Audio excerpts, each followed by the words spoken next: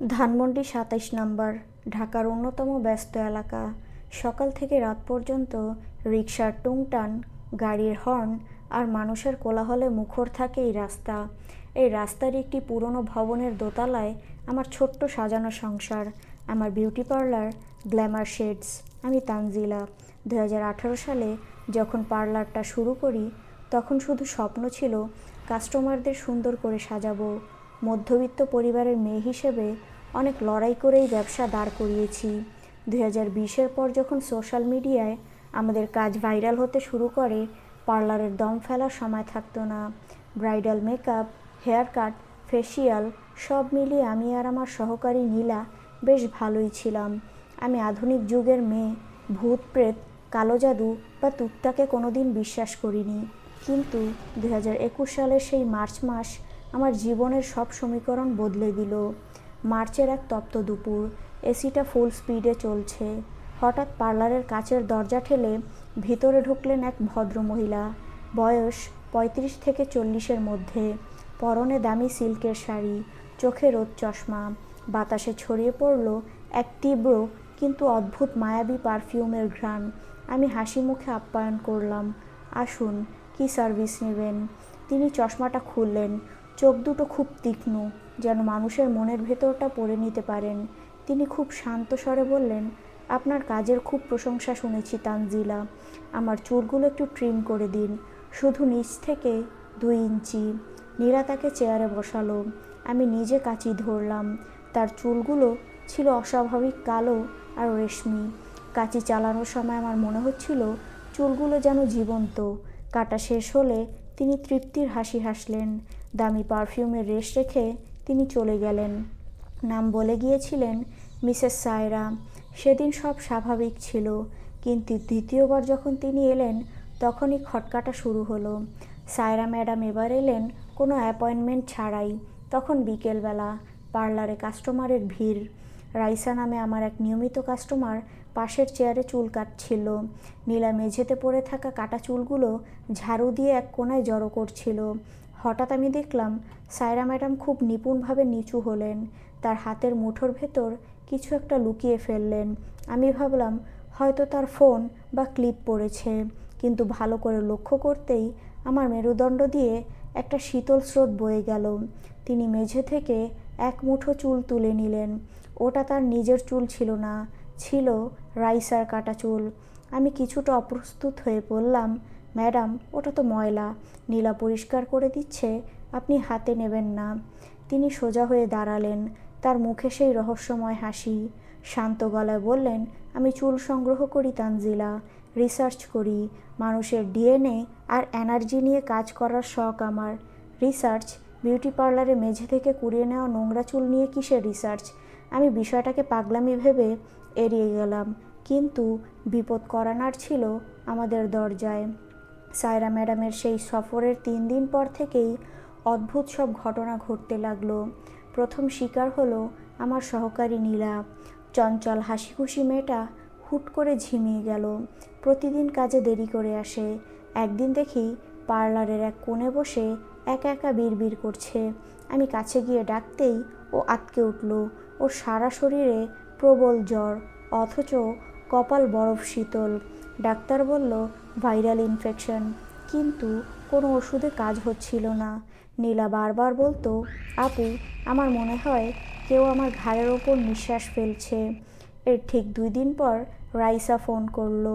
রাইসা আমার ছোট বোনের মতো। ও ওপাশে হাউমাউ করে কাঁদছে, আপু, আমি শেষ হয়ে যাচ্ছি। আমার এক মাথা চুল ছিল, এখন চিরুনি দিলেই মুঠো মুঠো চুল উঠে আসছে। আর রাত হলেই আমি এক মহিলার ছায়া দেখি আমার বারান্দায়। আমি শিউরে উঠলাম। রাইসা আর নীলা দুজনের উপর দিয়েই ধকল যাচ্ছে। আর এই 2 জনের চুলই সেদিন সায়রা ম্যাডামের সামনে কাটা হয়েছিল। আমার মাথার ভেতর তখন একটাই নাম ঘুরছে, সায়রা। আমি পার্লারের সিসিটিভি ফুটেজ চেক করার সিদ্ধান্ত নিলাম। রাত তখন 11টা। পুরো মার্কেট নিস্তব্ধ। আমি ল্যাপটপে ফুটেজটা প্লে করলাম। সেদিনের ফুটেজে যা দেখলাম তাতে আমার রক্ত হিম হয়ে গেল।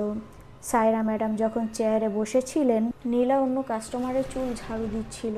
ঠিক সেই মুহূর্তে সায়রা তার ব্যাগ থেকে একটা ছোট কালো রঙের কৌটা বের করলেন। রাইসার কাটা চুলগুলো যখন নীলা ঝাড়ু দিয়ে সরাচ্ছিল, সায়রা খুব দ্রুত বেগে সেই কৌটা থেকে কিছু একটা পাউডার মেঝেতে ছিটিয়ে দিলেন। তারপর অত্যন্ত ক্ষিপ্রতায় এক মুঠো চুল তুলে নিজের ব্যাগে পুরলেন। সবচেয়ে ভয়ানক ব্যাপার হলো, ফুটেজে দেখা যাচ্ছিল সায়রা ম্যাডাম এক মুহূর্তের জন্য ক্যামেরার দিকে সরাসরি তাকালেন। তিনি জানতেন আমি এটা দেখব। তার ঠোঁটের কোণে ছিল এক পৈশাচিক হাসি। 3 দিন পর সায়রা ম্যাডাম আবার এলেন। এবার তিনি একা নন, তার সাথে ছিল একটা ছোট্ট চামড়ার হ্যান্ডব্যাগ। পার্লারে তখন কেউ নেই। আমি সাহস সঞ্চয় করে তার সামনে গিয়ে দাঁড়ালাম। আপনি কি সত্যিই রিসার্চ করেন নাকি অন্য কিছু? আমি সরাসরি জিজ্ঞেস করলাম। তিনি ধীরে ধীরে সোফা থেকে উঠলেন, আয়নার সামনে গিয়ে নিজের মুখটা দেখলেন। তারপর খুব নিচু স্বরে বললেন, তানজিলা, মানুষের শরীরের প্রতিটি অংশে তার আত্মার শক্তি থাকে। নখ, দাঁত আর সবচেয়ে বেশি থাকে চুলে। যার চুল আমার হাতে থাকে তার জীবন আমার মুঠোয় থাকে। চুল দিয়ে মানুষের অবচেতন মন নিয়ন্ত্রণ করা যায়।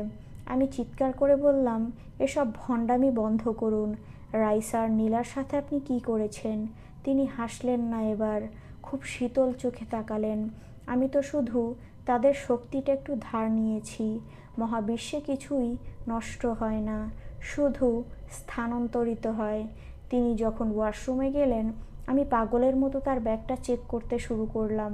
ব্যাগটা খুলতেই বমির উদ্রেক হলো। ভেতরে ডজনখানেক জিপলক প্যাকেট, প্রতিটাতে নাম লেখা, রাইসা, নীলা, এমনকি আমার নাম লেখা। একটা খালি প্যাকেটেও সেখানে ছিল। প্যাকেটগুলোর সাথে একটা ছোট কালো নোটবুক ছিল, তাতে আঁকাবাঁকা অক্ষরে লেখা, যার চুল তার মন, যার মন তার নিয়ন্ত্রণ। আমি দ্রুত হাত চালিয়ে রাইসা আর নীলার নামের প্যাকেট দুটো সরিয়ে নিলাম। ঠিক তখনই ওয়াশরুমের ছিটকিনি খোলার শব্দ হলো।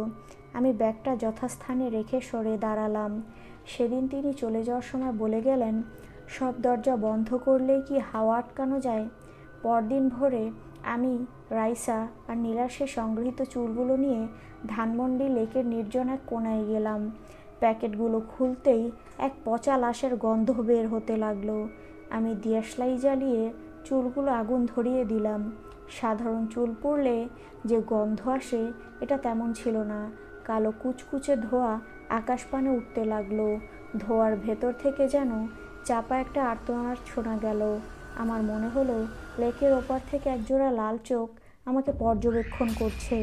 অবাক করার মতো বিষয় হলো, তার পরদিন থেকেই নীলার জ্বর উধাও হয়ে গেল।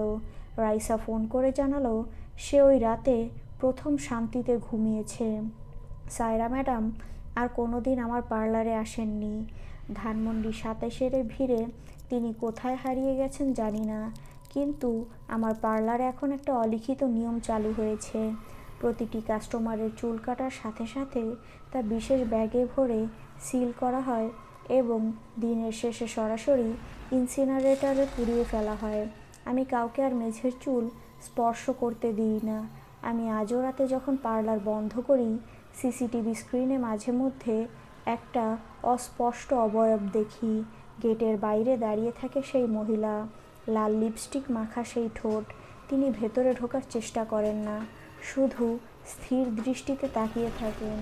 হয়তো তিনি তার পরবর্তী শিকারের জন্য অপেক্ষা করছেন, হয়তো তিনি জানেন একদিন না একদিন কেউ না কেউ তা ভুল করবেই।